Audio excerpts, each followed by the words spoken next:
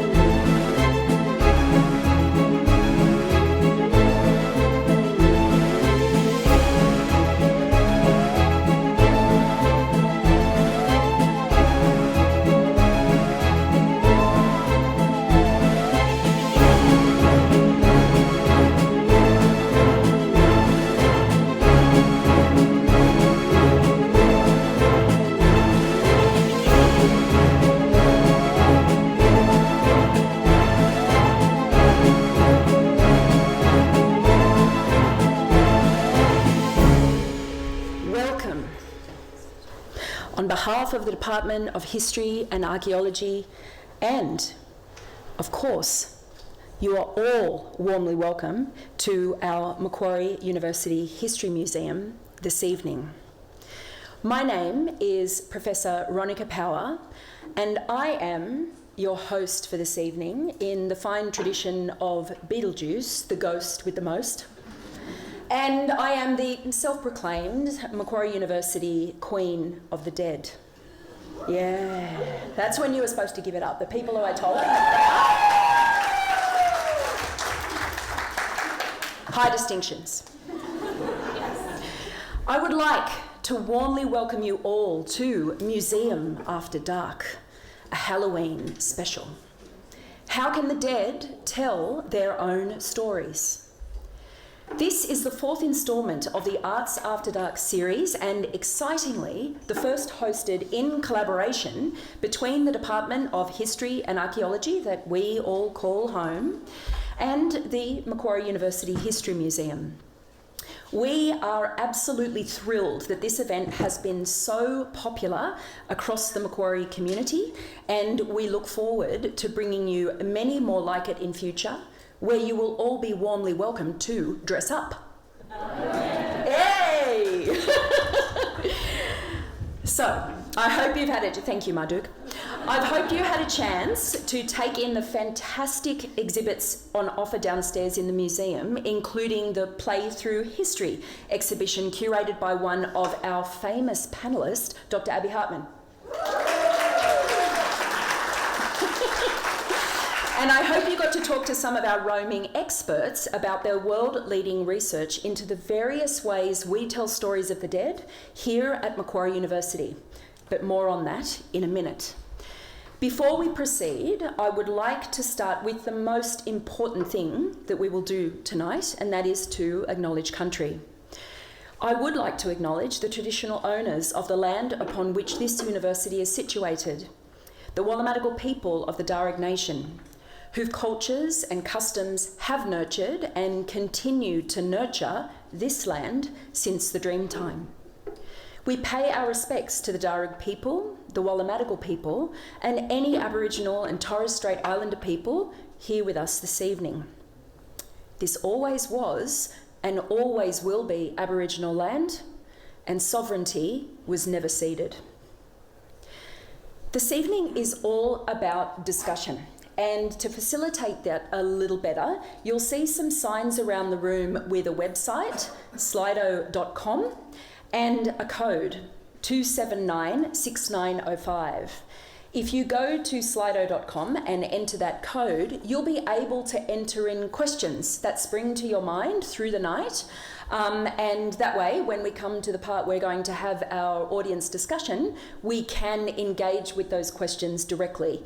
So this is perhaps something new that you haven't done at events before, but we'd really love it if you could give that a go. So slido.com, and the code 2796905 is on posters around the room. So a bit of housekeeping before we start. Everybody, if you need a bio break, bathrooms are located on the other side of the lifts as you exit the room. Exits are through the doors behind you, the audience, where you entered in, and you can exit via the stairs or the lift that goes down to the car park or back to the ground floor. There is also an accessible ramp outside this room leading to the car park if needed in case of an emergency. Now, one of the things that we all know only too well about this room is that the chairs are notoriously uncomfortable.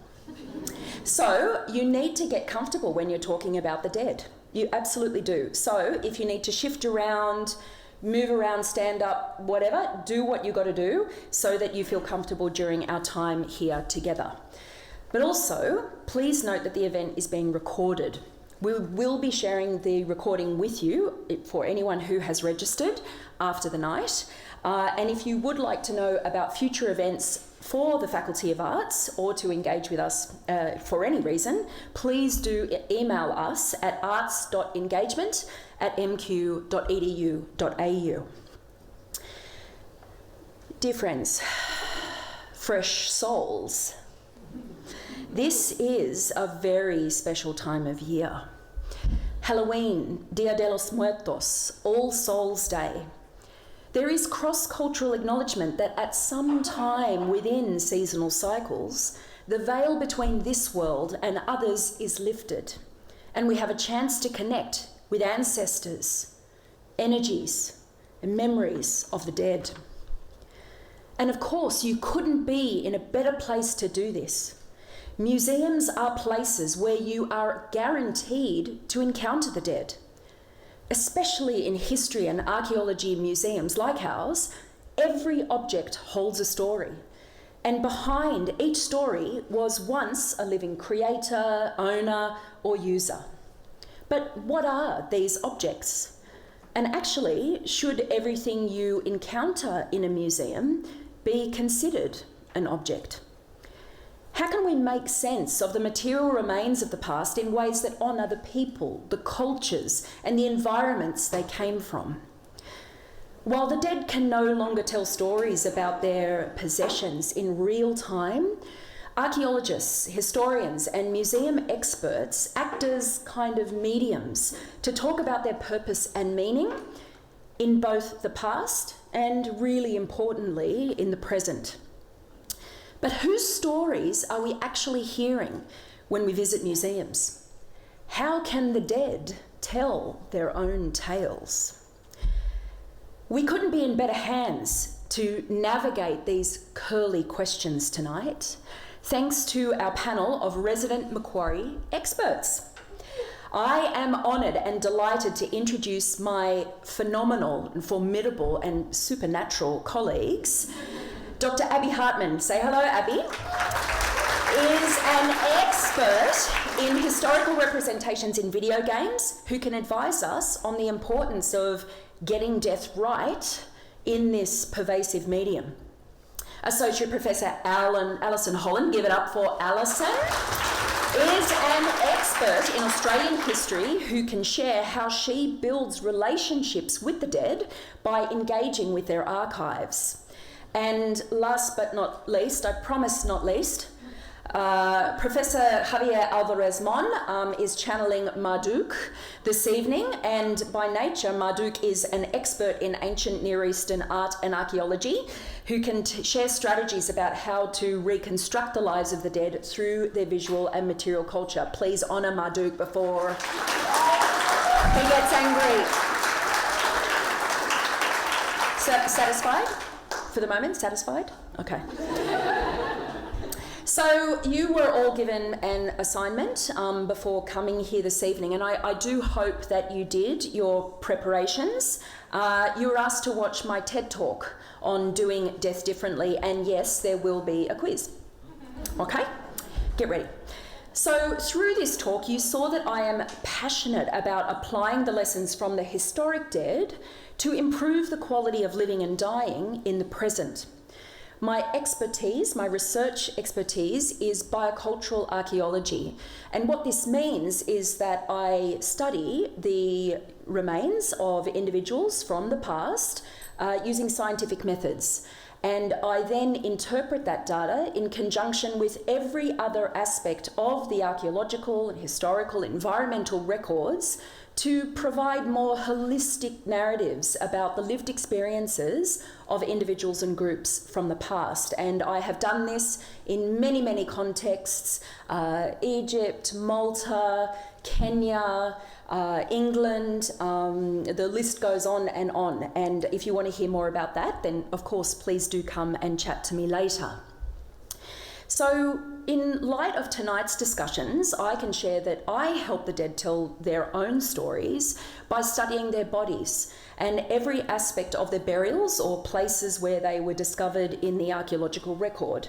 After all, not everyone who dies is buried. Oh, I feel like we were getting a message.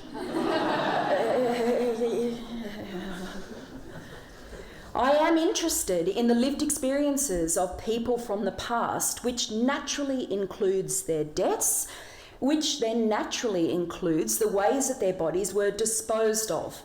And our students here this evening will tell you, according to the axiom of Mike Parker Pearson, rock star archaeologist, the dead don't bury themselves. There are very few things that we can claim to be universal in the human experience, but spoiler alert, every living thing at some point will die. Now, I'm very sorry if this is news to you tonight, but if it is, then what better time to hear about it than Halloween?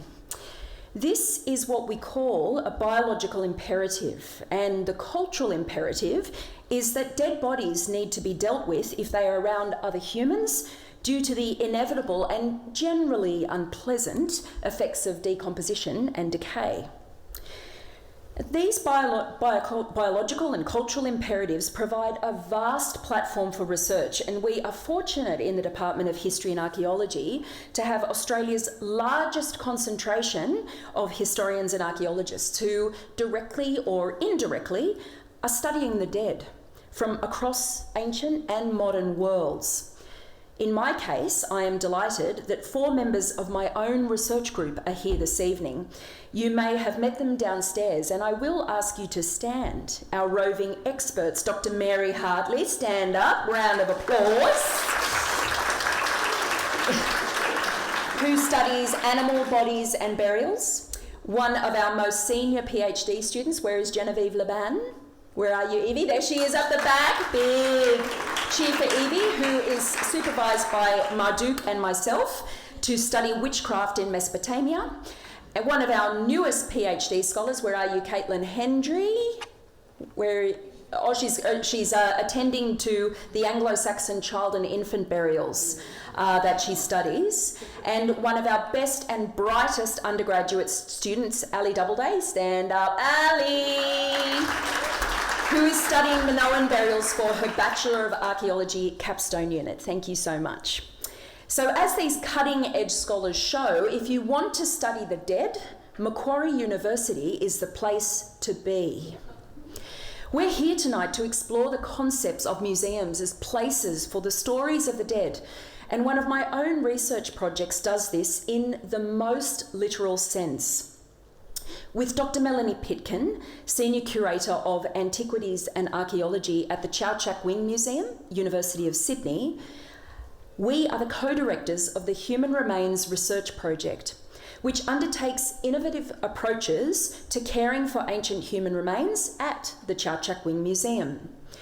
We are seeking to better understand different publics' attitudes and responses to the display of ancient human remains at the museum, with an initial focus on Egypt. This project allows an initial collaboration between project members, including Jacinta Carruthers, who is also from Macquarie University, sadly not here tonight, and the British Museum. and the Museum of Applied Arts and Sciences, or Powerhouse Museums. And this was our first foray into this research, in which we conducted a visitor study during the world premiere of the blockbuster exhibition, Egyptian Mummies Exploring Ancient Lives. And we did that in 2016 and 2017. Apart from this early study by Jasmine Day, we have very little information about what the Australian public thinks about the display of archaeological human remains in museums. And many of you would be aware that this is one of the most topical and controversial issues in history and archaeology. Our visitor survey work in the 2016-2017 time, at the time of the exhibition, Egyptian Mummies Exploring Ancient Lives, along with new studies that have been since conducted at the Chow Chak Wing Museum in 2022, what we're aiming to do is actually provide some of that data and provide some of that insight to capture the way that Australian visitors engage with, react to and respond to the curation and display of human remains in physical and 3D visual formats in museum exhibitions. And this is cutting edge work. And indeed, it is very important work, but absolutely central to it is to foreground the perspectives of Egyptian descent communities in Australia, to better understand what they think about the display of this unique aspect of global cultural heritage, Egyptian human remains, dispersed from their place of origin, often under the framework of colonial practices in the 19th and 20th centuries. So to this end, we are working closely with local Australian Egyptian descent communities to ensure their voices are prioritised in any decision-making about their displaced ancestral remains.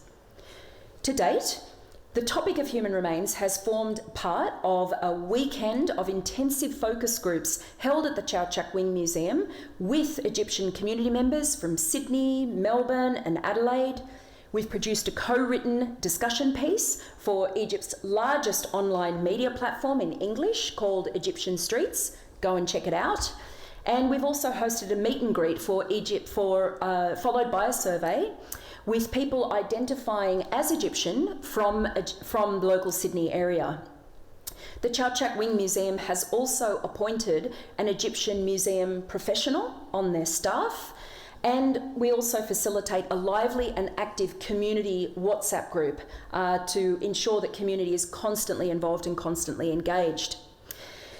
Now, the data that we've gathered from this research informs a world-first set of culturally specific guidelines for the display, care and treatment and interpretation of ancient Egyptian human remains at the museum. This benchmark approach is being noticed and employed by museums across the world who see the value of our approach to centre community perspectives and engage with historical human remains in their collections in culturally specific ways. But this is still not enough. The questions we are most frequently asked are, but what do they think in Egypt? What are they doing in Egypt? To answer this question, earlier this month, on the 5th of October 2024, so this is still hot off the press, we launched a new strand of our research by undertaking roundtable discussions in Egypt with 20 specialists who work closely with human remains, both in museums and the field, to better understand their views on the excavation, conservation, study, curation and care of Egyptian human remains, both in Egypt itself and in museums abroad. These roundtable discussions included decision makers in the Ministry of Tourism and Antiquities, museum curators and conservators, field archaeologists and university academics. Importantly, the discussions were bilingual, facilitated in English and Arabic by our project member and colleague Dr. Faten Kamal, who is a curator at the Egyptian Museum, Cairo.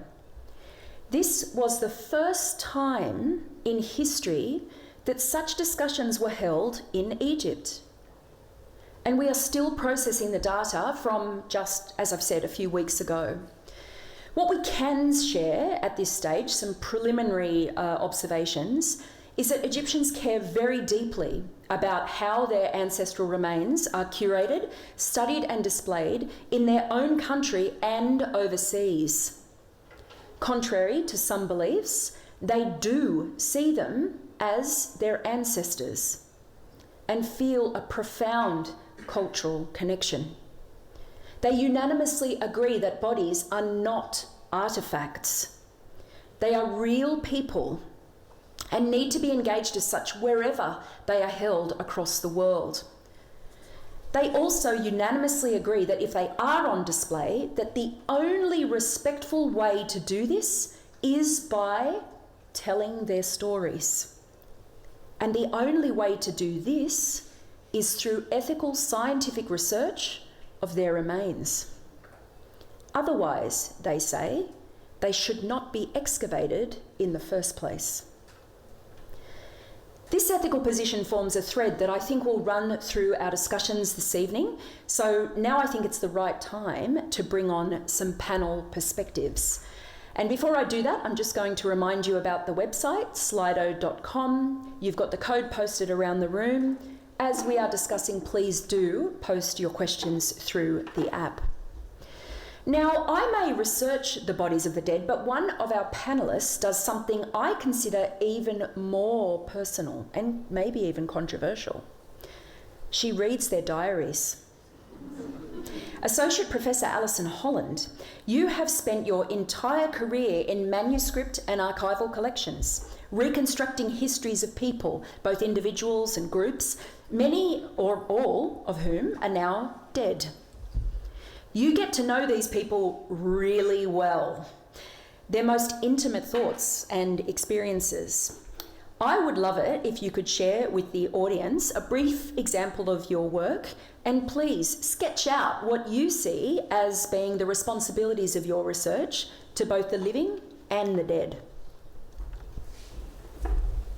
Okay, is that right? It is, absolutely. Okay, thank you, Ronika.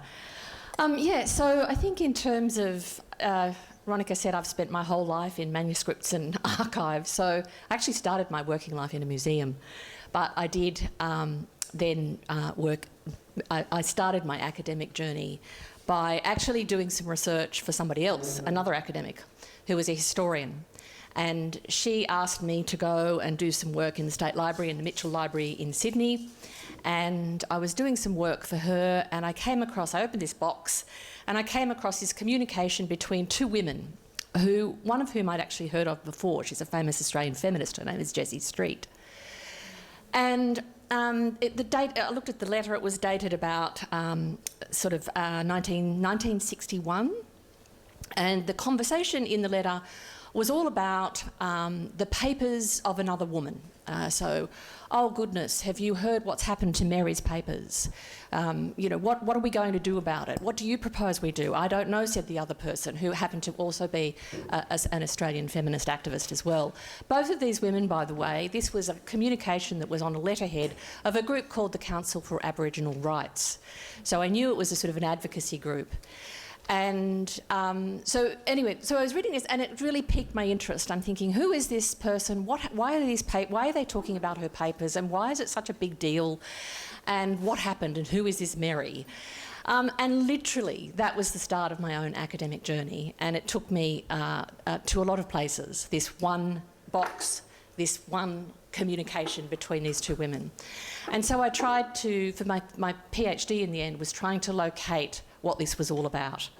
So it was about trying to find Mary. Now, her name was Mary Montgomery Bennett, and she was born in 1881 and she died in 1961, which was the date of their communication.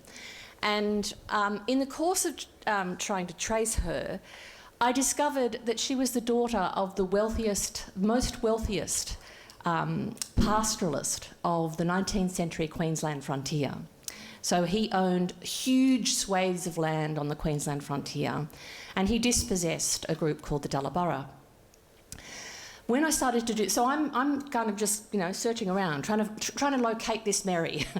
And so I find that there's this group called the Dullaborough. So then I look them up, and it takes me to the British Museum, and I find a huge collection called the Dullaborough Collection that was donated by the family of Mary Montgomery Bennett, and it was all sorts of things. It wasn't human remains, but it was all of their kind of material objects, boomerangs, spears, a range of things like that. Beautiful necklaces that they had made, a beautiful collection of photographs. On which I discovered Mary herself at some point in her life, I think I'm gathering it was around her midlife, she took those photographs and she crossed out the names that her father had given the Dullaborough, Barney, you know, whoever, anglicised names, and she inserted their Dullaborough names. So they became that. So I started to learn a little bit about that group as well. When I tried to find the Dullaborough living members, ancestors of Dullaborough, I discovered that they no longer existed. So I kept trying to trace Mary Bennett, and I discovered that she came to Australia. She'd lived for a bit on the Dullaborough on the station with her parents, and then she was like a sort of wealthy woman that she was. From her background, she was educated in England for most of her life. She stayed there. Eventually she came back to Australia and she got a teaching position on a mission on the eastern goldfields of Western Australia, and where she worked with the group called the Wongatha people, and she taught them. And she actually, I discovered, she developed really interesting and novel techniques of education for Indigenous people on the goldfields. I also discovered she became an amazing activist. So she was an incredible advocate. And in the course of my research, I discovered that she'd had an epiphany at some point in her life where she realised the consequences of her family's inheritance and her own. So she took the cause as she saw it and as she defined it of Indigenous people in Australia on, quite literally, spent the second half of her life completely and utterly devoted and dedicated to trying to right what she saw as wrongs that had been perpetrated, obviously in her own family's name, but she also came to understand that this was a greater story of Australia and Australian history. So I then discovered her there. And her claim to fame was that and the way she wrote, I said she was an advocate and an activist. Her advocacy was through writing. So I realised that she was a writer. So she would write everything down, and she would write lots of letters to people, politicians, you know, bureaucrats, missionaries, you name it. She was across it all the time. So then I thought, I remembered the original communication, which was what happened to her papers. And so I thought, I've got to find her papers. And that was where the real journey happened for me, because I couldn't find them anywhere. I couldn't find a collection anywhere. So I was in London, at Rhodes House there. I was all the way around Australia. I was in Western Australia where she was based. I was everywhere. And I couldn't actually locate a single collection of hers. But what started to happen was I located her voice and her letters, her writing, in the archives of other people. So I discovered that what she was doing was she was, I think quite deliberately and consciously, sending her letters and her material and all the things that she was writing and feeling about to various other activists and advocates. So I found great bundles of her letters in lots of different other collections. So Jessie Street that I mentioned at the beginning, for example, I found quite a lot of stuff in Jessie Street's papers about a communication between Street and Bennett. So I started to put the pieces together. I never ever found a collection of her stuff in any one location. But I became quite interested, and towards the end of my own thesis, I was still finding collections of material of hers, and as I say, it was always in the papers of someone else. So it was really about trying to figure out who all these other people were. So in the course of kind of trying to trace her and hear her voice and hear her speak, I was also engaging in a wider conversation of the dead, as it were. And more people came into the orbit of this conversation about sort of what do we do and how do we repair the past. But I kept on with Mary. and so towards the very end of my research, I discovered that she died in 1961, and I was actually able in the end to work out that within the hour of her death, she actually died in Western Australia, where she was. She was based in a little old house in Kalgoorlie, so she'd actually had lots of wealth, but she ended up with a little rented house. She often gave all of her money and her resources to local Indigenous people and so forth. I discovered that within the hour of her death, 2 Crown Law officers of the Western Australian State Law Department arrived, and I know this because her very closest and dearest friend was sitting in her house at the time, going through her papers and trying to sort through what she herself described was a voluminous collection of papers. Knocked on the door, the friend opened it, they barged in, they had 2 large suitcases, and they just collected the whole lot. And she was basically speechless. But thankfully, she wrote an account of this moment. Then the Council for Aboriginal Rights that I mentioned right at the very beginning who by this stage had discovered Mary Bennett and had seen her as a great sort of, beacon of hope and, somebody to get advice about where to go and what to do and what information we need to accrue about conditions that we simply don't know in Australia at that point in the 1960s. So they were then involved in a tussle with the state of Western Australia about trying to get her papers back. And it took about 18 months of lots of to and fro. And eventually they were told that they could come and collect them. So a representative of the council rocked up into Western Australia, the records office, whereupon they got some boxes and pushed across the counter. There you are, there's Mary Bennett's papers. They took them, they put them on a train. She died in 1961. They put them on a train where they were going to be met by the president of the Council for Aboriginal Rights, who was a medical doctor and had a surgery in Carlton in Melbourne. He said, "That's all right, I'll pick them up." So he did. They arrived by train, he picked them up, and he put them in the garage of his surgery. About 2 or 3 weeks later, the garage of the surgery was broken into and the papers were removed again, and they were never found. So that was my sort of entree into this person, and then I took a long time to put all the pieces together. But one of the things I realised was that in terms of the dead and the voices of the dead, one of the things I came to realise was that, and the manner in which her own personal papers were treated at the end of her own life, was that she was considered a threat in some way. She was considered somebody that needed to be shut up. 61, Cold War, right? It's probably not that unusual. But she had waged war in Western Australia, which also is one of the worst states for the history of sort of incarceration, so forth, dispossession, exploitation, slavery. And so what I came to realise was that she, I think, saw herself as an enemy of the state. And it was, she always said, I ended up realising, because I read it in her own letters, where she said, "I have to keep myself out of it. The minute they see my name on anything, they don't want it." So she had to keep herself out of it. So what she made sure she did was she replicated all of her letters and all of her writings in duplicate and triplicate, and she sent it to people. Hence, I found it all around the place. And so really this for me was a voice that was trying to be heard, in fact, and had been, for various reasons, had been sort of, I think, shut up or tried to be shut up. Yeah. And you have done, I think that's on. You have done an incredible job of representing those stories, and what a compelling storyteller herself, Alison Holland. I could sit here and listen to you speak for hours, but sadly we don't have that tonight.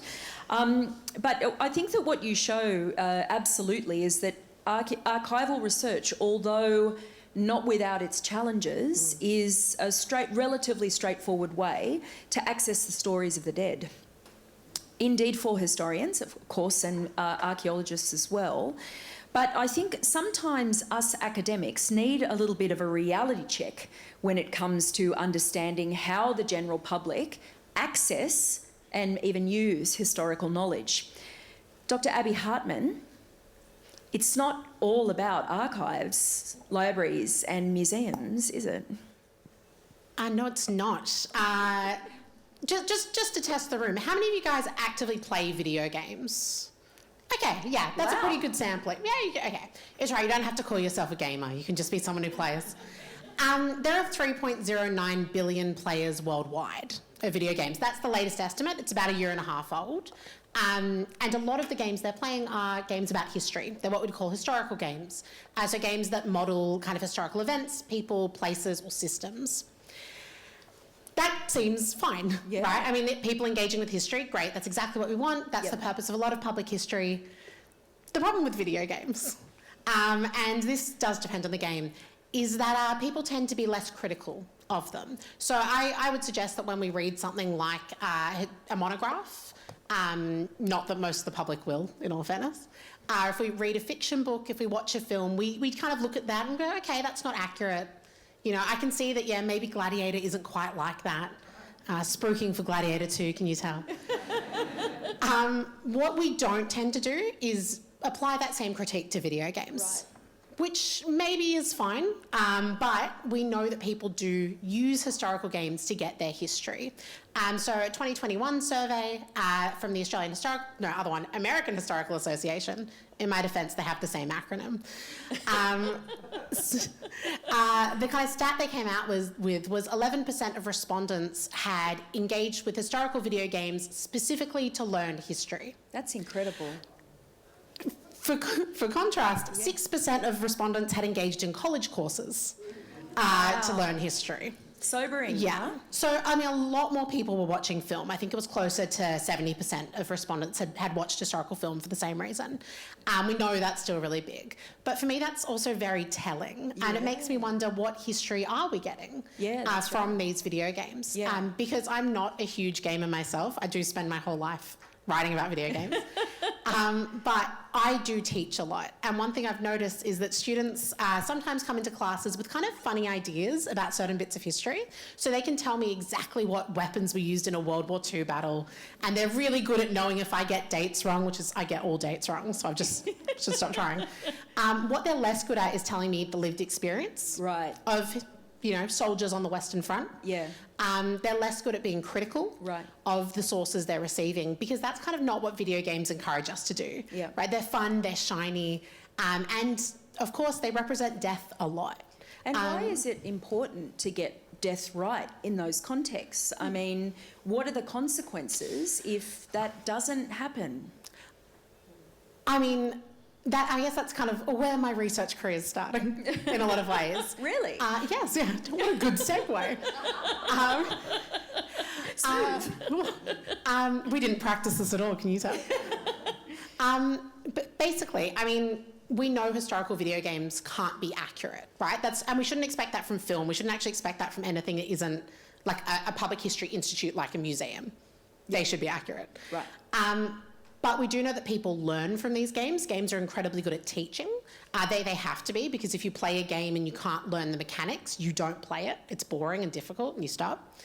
But that means that there is an onus on the people developing these games to kind of have history represented in an ethical way. And one of the big kind of issues I see, and particularly with Australian history games, is that that's just not happening. So, as a brief example, if anyone knows the Civilization series, it's basically, people who don't know, it's okay. This will still make sense, I promise. Civilization, I think it's 6, has a Australian history downloadable content. It's an extra bit that you can play. It's called Outback Tycoon. Oh, wow. Yeah.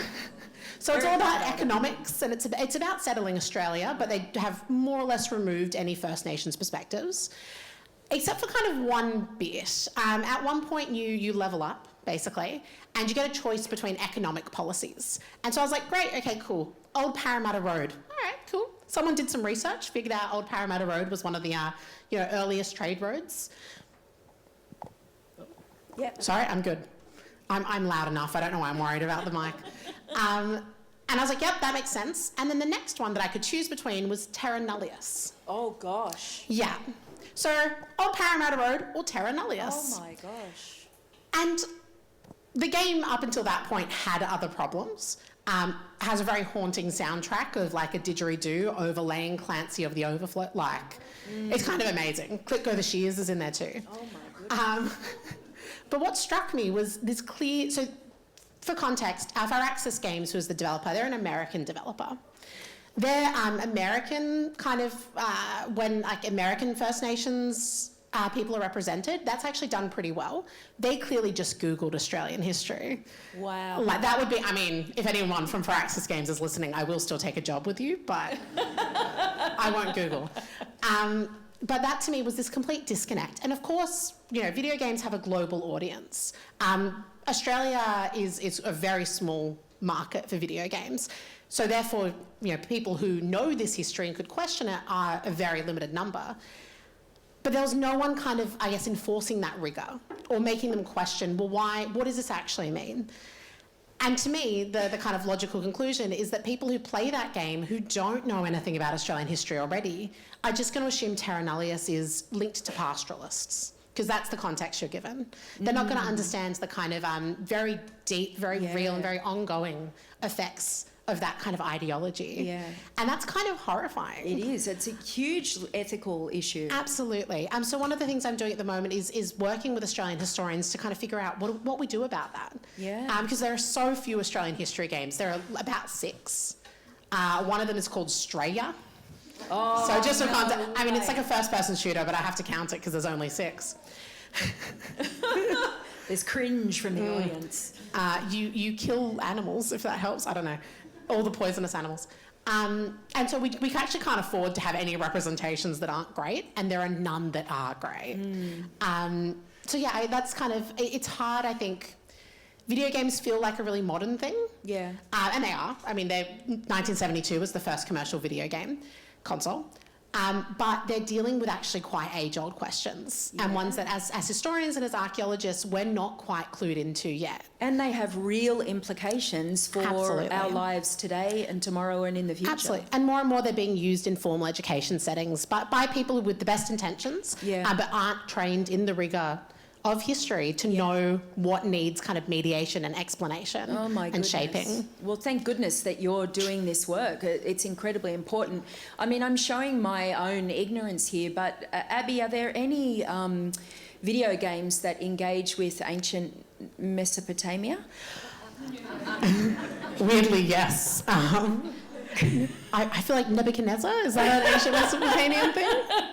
I actually think there might be another expert who might be able to... Because I think that we are in the presence of supernatural royalty tonight. Of course, as the Queen of the Dead, it is my pleasure to introduce the king of the Mesopotamian gods. This is a rare privilege, Marduk, patron deity of Babylon. Marduk is being channeled by Australia's resident expert in Near Eastern art and archaeology, Professor Javier Alvarez-Mon. How are you both this evening? Ronika. Ooh. from the depths. You can call me Marduki. Oh, Marduki! Queen of the Dead. Oh.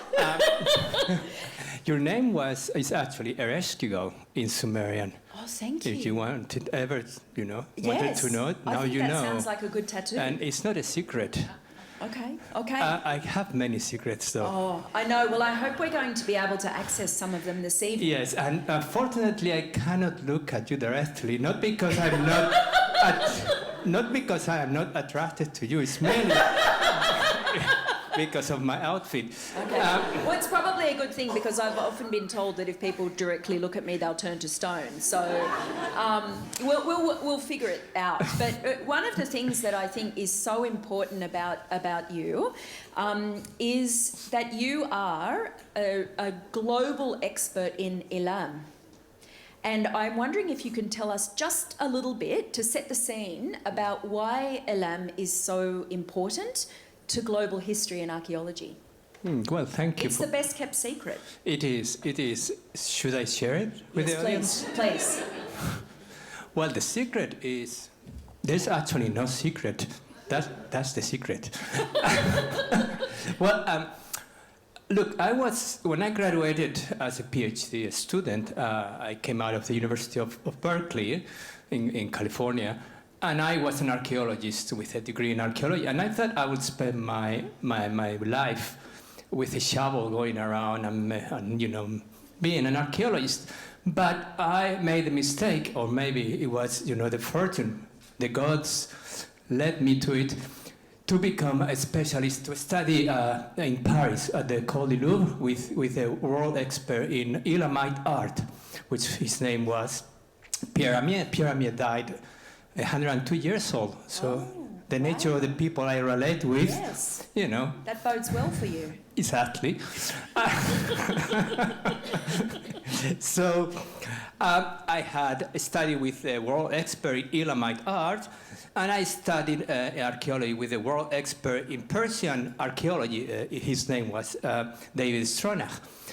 And I decided to do my PhD in the Elamites. Wow. Now, the Elamites, as those of you who know about the ancient history, it was an ancient civilization in what is today present-day Iran, the country of Iran, with an R.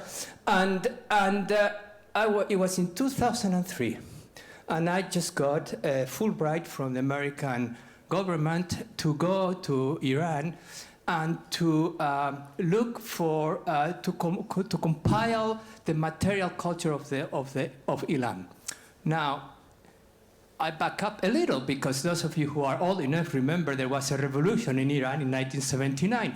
And there was a war in Afghanistan in 2001 with the Taliban took over. In 2003, I was in southwest Iran working when the Americans and the British invaded Iraq. My role was to go through the cultural heritage of the collections of the Elamites that had been abandoned since 1979. Because in 1979, the revolution took place, and Iran used to be a gold mine of archaeology and anthropology for anyone who was studying ancient history. But in a matter of a week or so, all the foreigners were kicked out of the country in 1979, and they abandoned the collections, the materials, so everything was, no one knew where things were. So my role, jointly with UNESCO, was to spend, initially it was 3 months. I have spent all my life as an so it's, until now. So the result of that was just, the main problem with the looting, working in the Middle East means that archaeology and politics go together. You can't separate it. So I had to engage with looting. I had experienced lots of looting. And the main problem was the museums at that time didn't have catalogs. So when the National Museum of Iraq was looted as a consequence of the invasion, many hundreds of thousands of artifacts were lost forever because there was no records. And that was the main problem. So to solve that problem was, with UNESCO, let's create catalogs and record as many artifacts as possible. So that's where I came in, and that's what I have been doing for most of my career as an academic, and writing books as a result of that on the Elamite civilization. But I have been working at many museums in the Middle East, of course in Europe, and I spent many of my years as an academic underground with ghosts and with artifacts from the past. Yeah, and I mean, I don't mean to summon your wrath, But I think that a really interesting question, I think, for you this evening might be to say, some people fake their own deaths. Other people fake objects. Could there ever be such a thing, Javier Marduk, as an ethical forgery? That's a very important, interesting question, actually. Ah. Yeah, It look, wasn't on the list. in all my wisdom, no, I know it was not in the list. And I need to go back thousands of years to remember if I was ever asked that question.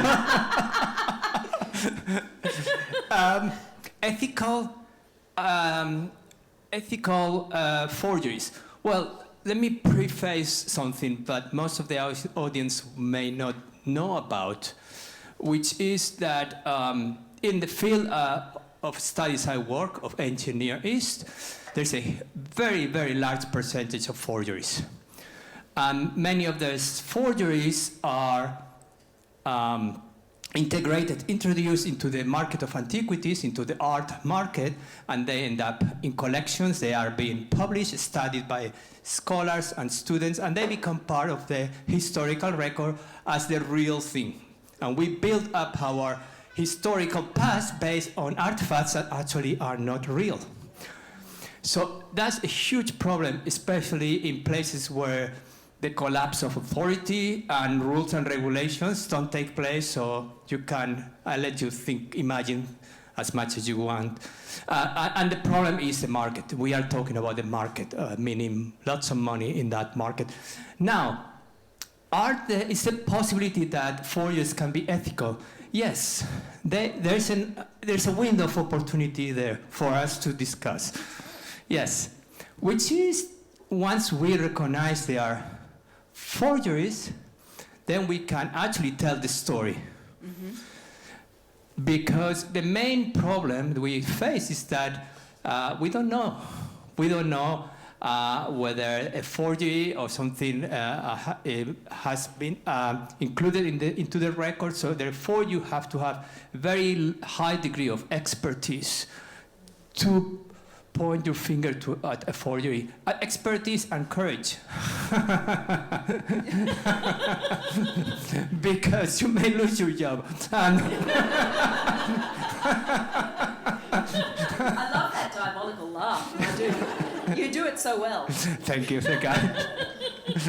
But look, there was a time where I was a student and I graduated, and I was never told about forgeries by my teachers. Really? I was never told about looting. It was like, we don't talk about it. Everyone knew about it, but we don't talk about, this is the black hole. We don't want to talk about these things. Unfortunately for my students, I tell them. And I tell them all the time, so I am the guy with the bad news. And but you're keeping it real. You're keeping it real. Well, yeah. And so in that context, forgeries can be ethical once they are in my opinion, but we can probably argue about it, whether actually they have a role. I mean, they have a role within the historical narrative. Yeah. Absolutely. Of course, I'm not going to dispute anything you say tonight. Yeah. But I think that our experts have really set the stage for really helping us understand that it is by no means a straightforward situation to try and tell the stories of the dead in museums. Through many different perspectives, and a lot of them involving ethics. I think that we're looking at this from many different, through very many different lenses. I'd like to open up a question to the panel, and from that perspective, ask you really whether we should study the dead in today's world. Is it relevant? Is it important? Or is it self-indulgent or unethical? I think it highly depends on why you're doing it. Okay, tell us that. I think definitely, look, in all fairness, with any academic research, there has to be an actual purpose behind it, not just, I kind of like this thing and we should look at this thing. Right. So I have quite strong opinions, for example, about whether or not human remains should be displayed. Yes. Which is no. Yes. Categorically no, in my opinion. Right. From a museum perspective as well as a historian. But I've come to that through my own research and through my own kind of ethical perspective. And I think that kind of self-reflection is what people need to do. Particularly, and part of this is because, of course, we're a department of ancient and modern history and archaeology. And so as a modern historian, I don't look at, for example, bioarchaeology. Yep. That's just something I haven't been trained in. So I've kind of had to really think about this new information that's come to me in the last few years. So we've kind of become one big happy family. Yes. But I wonder if that's how we teach students. Yes, of course. We should. Well, as I wonder if we just do. said, with his own experience of not being taught about forgeries. Well, exactly. And I think perhaps there needs to be a bit more self-reflection about why an individual wants to study this and what they're getting out of it, and whether or not that is something that is beneficial more broadly. Because sometimes I don't think it is. Okay. Javier, Alison, anything you'd like to say about studying the dead in today's world? I mean, in terms of study the dead, we're historians. We're studying the dead all the time. That's what we do. I mean, if you're talking about bodies, you know, that's one thing. But I think we need to study the dead more than ever. Why? Because I think the stories that we're able to tell or recover or uncover or surmise or think about or hypothesise tell us much about the human condition. And I think we need to... I mean, the past is not something that's dead. You know, it's something that is living, breathing in us all the time, circulating around us in everything we do, both on an individual level but also on a societal level. And it's inescapable as far as I'm concerned. But I totally understand that there are, more than ever actually, that the ethical constraints, the constraints around the sorts of responsibilities that we have. I mean, as a modern historian or somebody that deals with modern Australia, if you like, you know, it's steeped in sort of ethical issues. And I think that it's interesting. When I was thinking about it coming here, I was thinking, as historians, what we do is we talk about people. We tell stories about people, kind of, you know, behind their back. We gossip. Yeah. We're gossipers. Yeah. We're very good at gossip. We tell stories. That we don't have they can't get up out of the grave and say, hang on a minute, I've got evidence to the contrary.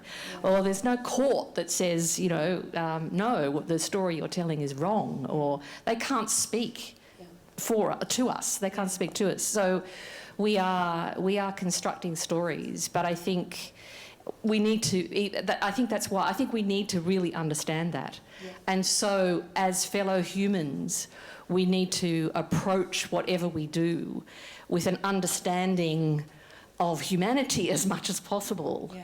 That you know, I mean, someone like Mary Bennett, who I came to sort of understand quite deeply in the end, I saw as somebody who was both deeply fraught and problematic, as well as incredibly interesting, and you know, her advocacy and all of that. But it was very much also related to a much deeper story, and actually a very personal story. I mean, I'd finished my book on Mary Bennett. I got to the end of my book, and I thought, holy hell, this whole journey was ultimately about her own unresolved guilt. And so, and that's okay. That's okay. But so for me, it's a story of, so the story, I'll stop now, but I think yes, we must, and, you know, yeah. I'll leave it so there. Beautifully put, as ever, Alison. Marduk, does that resonate with your immortal soul? It totally does, and I agree, I totally agree with Alison. I think the first thing that comes to mind is responsibility.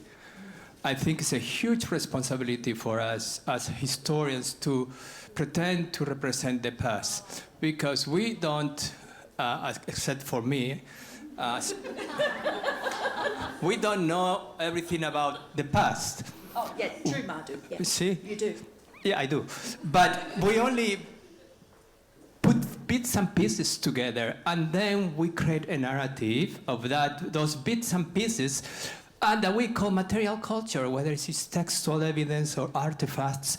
But behind material culture, there's people. Yeah.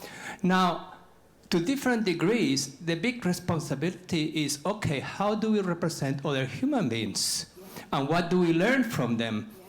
And once we have learned something, what happens next? You know, do we act upon it?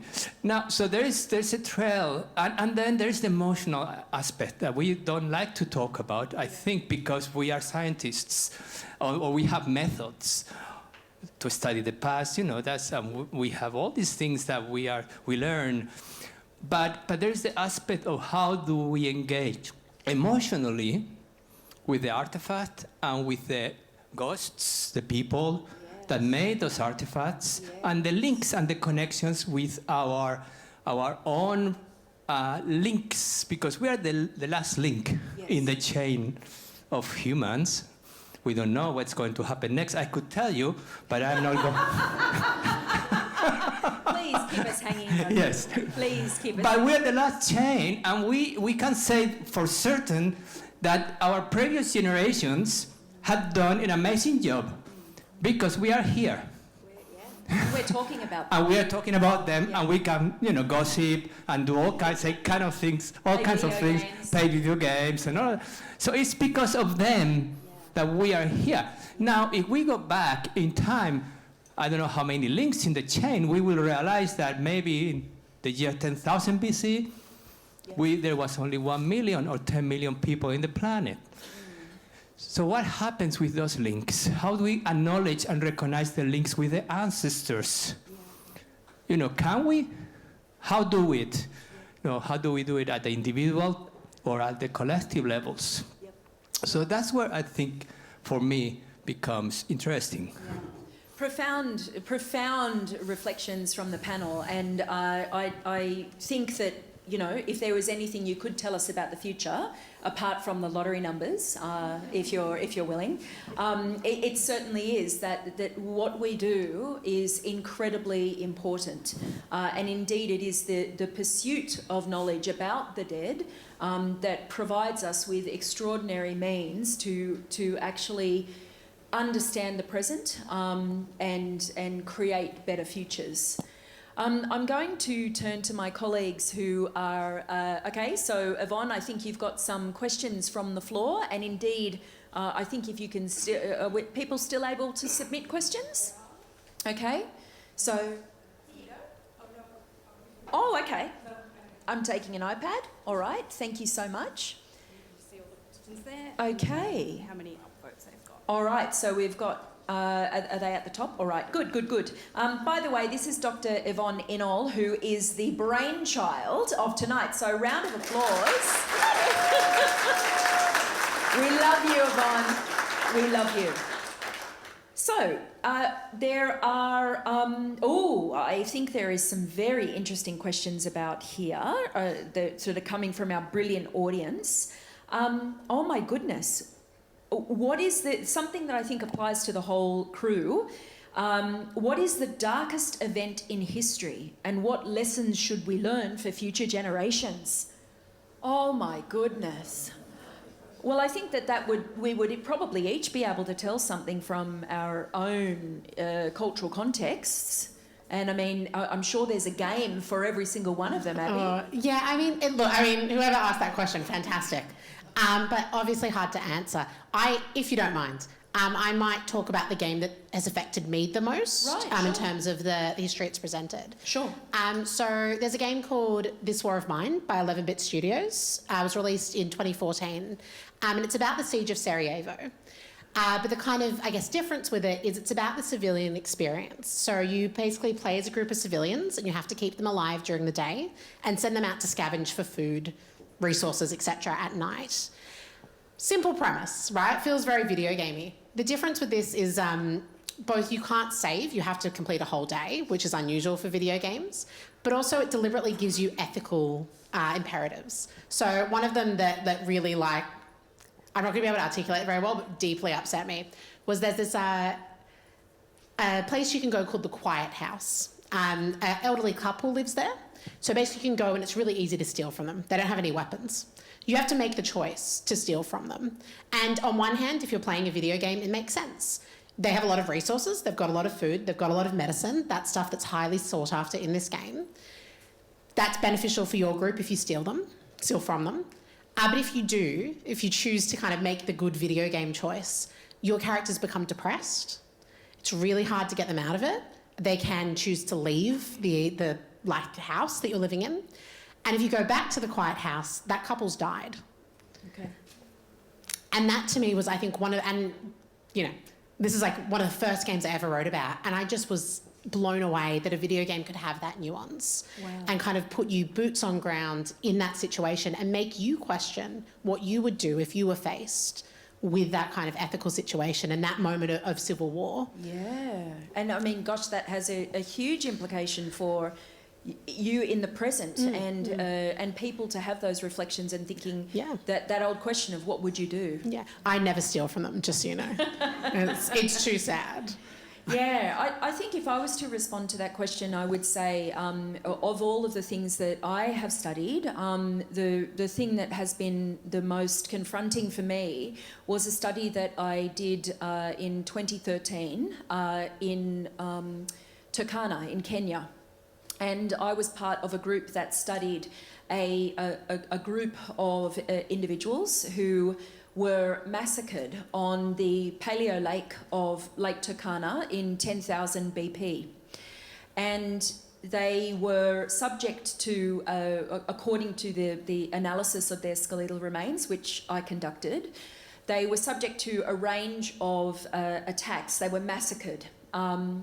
There was evidence for both long or medium range attacks, so by the use of bows and arrows and spears, as well as direct interpersonal violence, so the use of blades and also of clubs that had lithics, sharpened stones embedded in the clubs, and they were beaten to death.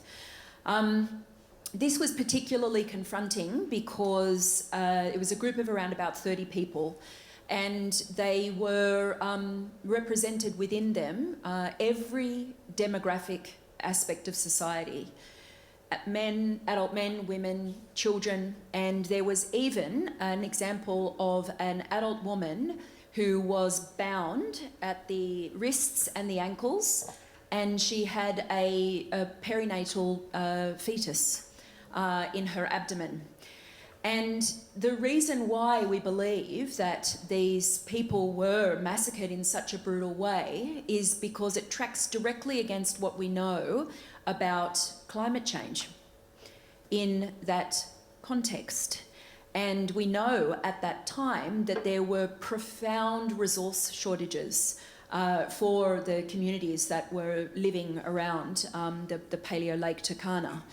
And when we are thinking about, talking about, and you see on the news people talking about climate change, I want to say, people, this struggle is real.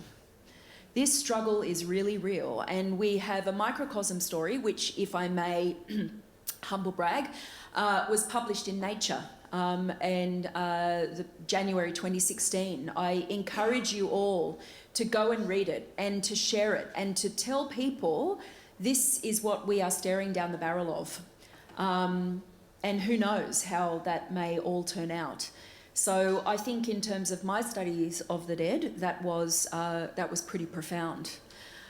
Anything else from Alison and Javier Marduk? Do I? Well, I'm just going to take it a bit more light than that. I think the darkest moment in history for me was when I was removed from the temple. Oh, Oh my goodness. Yes. That must have been really It was awful. hurtful. It was awful because I was in the temple of Marduk, in Babylon, and I had been there at home for thousands of years. And That's a long time. Well, yes, relatively speaking. I'm used to, I go on vacation because they take me periodically on vacation. I get fed, nice clothing, etc., etc. But I had never been removed from the temple by the bad guys. What did you do? They came in, the Elamites. The Elamites came in, they looted, they destroyed, they killed, they took me out of the temple, and they took me away. How does this story end, Marduk? Well, or is it still going? until now. No. The Elamites pay the price. Oh. No. Like I said, he's ready to smite. Yeah. Anyway, so what is it? There was lots of violence, and violence is the narrative that runs through history. Indeed it does. And unfortunately, is the thing that I repeat sometimes to my students. It's like, there's this thing that tends to manifest in this species we call the human species, that we are successful, and we are remarkably successful as a species because we come together and we can agree in things, and we can come up with fantastic things. Well, granted, I told humans how to write, so they didn't invent it, I told them. And other things, I help whenever I can. But the other thing I said, we are terribly violent as a species, and that is something that we haven't managed to really deal with. Yeah, we really need to get a handle on that. We do. We got to get a handle. Yeah. Alison, help. I'm sorry, I don't think I can. Because I agree. I mean, I think that for me the worst part of history is slavery and colonialism and the kind of long-term impacts of that whole system. Indeed. I mean, it takes away life at the time, and it takes away life generationally, and it has this incredible impact. So I think, for example, I was teaching the Congo at the end, so the height of British imperialism at the end of the 19th century. And I showed a slide in a lecture, just briefly, just a small bit, but it was King Leopold of Belgium ruled the Congo with an iron fist, and one of the things, it was because of rubber, it was the exploitation of rubber in the Congo, and one of the things he did, I don't know if you know, but the practice was that if the Congolese did not go out and collect enough rubber, he would amputate usually their hands, but also their feet. And you can see this on the internet. If you look up atrocities in the Congo, you'll find them. But there's just one little image that I use. I kind of cover it over, but I have had complaints this semester that is too much. So that's kind of, it's very present in my mind because the student said, why do we have to see that? And one of the things I replied was, well, I really appreciated this person contacting me and we could have a conversation about this. I didn't really resile from putting it up, and I don't think I'll take it down. I will, don't get me wrong, I will put a content warning on the lecture slide, and I will probably now say something before that I turn that slide over. But, I said, as a history student, you will be quite accustomed to seeing some, pictures and images of quite horrific things, from violence to famines to starvation to, brutality to massacres. And, of course, in war, I mean, students love the First and Second World War, and yet some of the most brutal things I've seen have come out of those, trench warfare and so forth. So... ignoring it is not going to change it. And impact change for the future, we do need to study it and to understand. It's getting close to the time that we need to return to our various realms, but before we wrap up, I'd like to finish up with asking for a takeaway message from each of our panellists tonight. Take away. So Uber Eats for death, I guess. What is one lesson you have learned from the dead that you would pass on to our audience tonight to take away from these discussions? I'm happy to start because it's not too hard. If you get to know me, these messages are actually tattooed all over my body. I have memento mori written on my hands. Remember, all of us, remember that we're going to die. This is such a brief life. Another tattoo, vita est brevis. So you really must carpe diem. You've got to seize the day.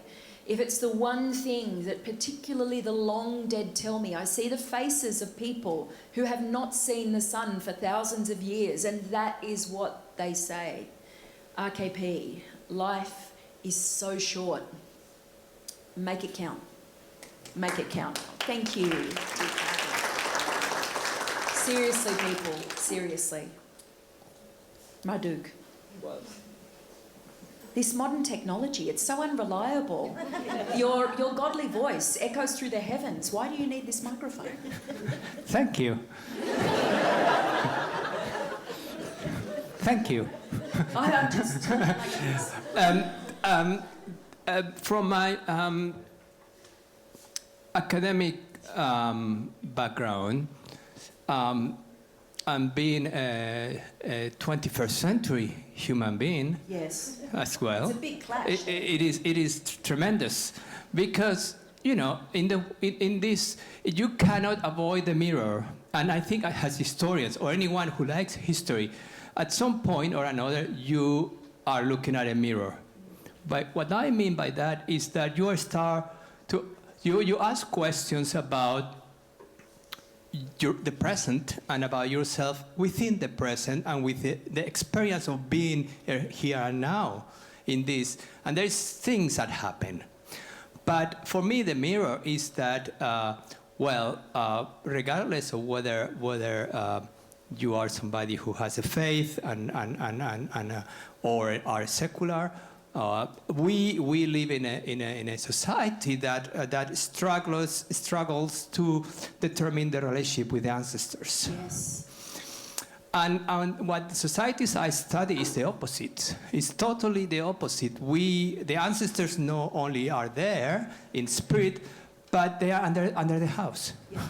They are under the house. Literally, you have the dead buried under your house. You have to feed them daily. You have to make sure they are happy. Yes. The worst thing that can happen to you is that a chariot runs into you, or that you died and no one can bury you, or that because then you are forgotten. No one can take care of you. No one can take care of your body. No one can feed you. If no one can feed you, your ghost, your soul doesn't have a place to rest. And if you don't have a place to rest, you are going to be wandering around and making trouble for eternity.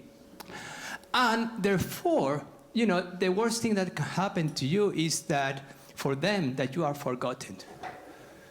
And if you don't want to be forgotten, if you are forgotten, you don't exist. If I am forgotten, 200 years from now, I never happen.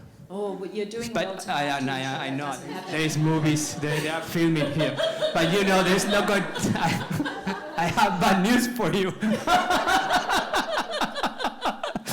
But it's a poignant message, nonetheless. Yes. It's a poignant message, nonetheless. And in that way, I think that memory plays a huge role in everything that we do. Exactly. Very big role. I'm sure that would be a reflection for you too, Alison. What are the lessons that you've learned from the dead that you would pass on to our audience? I don't think that's working. Sure. Oh. Hi. Okay. Just going off that, for me, the most important things are that I've learned are the power of creativity and imagination. Yeah. And the power of connection. Yes. Human connection. and the power of stories. Yes, absolutely. And keeping them alive in that sense is extremely important. What say you, Dr. Hartman? I think perhaps more broadly, if we want people to care about the past and care about what we do as historians and as archaeologists, we need to bring that to them on their level. Yep. I love events like this. I love going to I love reading academic books. I'm a nerd. But most of the public isn't like that. The people represented here, our wonderful audience, you guys want to learn about this stuff. Not everyone does. So one of the things I think we need to do is to meet people on their level and make them care. Yeah. And make them question. Yeah, absolutely. And I think that would then translate to a cheeky little extra question, which we can consider homework. You've got your quiz waiting for you on my TED Talk, and this next bit is going to be about your homework. So, dear colleagues, we have got an extraordinary array of experience, of expertise, of cultural, geographical context up here on the stage. So based on all of that, what is the homework? What is the advice that we can offer our audience members when they visit museums, when they engage in history, to amplify the voices of the dead? How can we all do that better? That one relative you have that like hates history, find a thing that interests them. There'll be something. It'll be something they don't expect. Bring that to them. Yeah, that's a nice way to finish. Alison? Yes. Because I'm dealing with manuscripts and diaries and things like that, my biggest thing is listening in the archive. So really looking out for the voices, but really stopping to listen to them. Yep. Not just reading over them and then transcribing them, but actually stopping to listen. Yeah, taking that time is really important. Maduk? Yeah, mine is more about realizing that most museums of ancient history, the collections there share something in common, which is they were never made to be there. They had other purposes. So it is your role as a visitor or as the curator or as the historian to connect emotionally, to create a narrative. It doesn't matter. There is no such a thing. I mean, truth becomes relative at that level. You know, we attempt to be truthful. It's the best we can do. But it requires that emotional connection. I said, there's the intellectual, all the things that we want to know about the dates and all of that. But there is the deeper level, which has to be emotional. That connection is required. Yeah, and I would say my own perspective would follow on from that. And that is to remember that what you are looking at, what you are engaging with, are the material memories, the material remnants of real people from the past. That is an incredible way to connect with the stories of the dead. I hope that you have enjoyed this night as much as we all so obviously have. I would like to ask you to join with me in giving our wonderful expert panellists an enormous round of applause.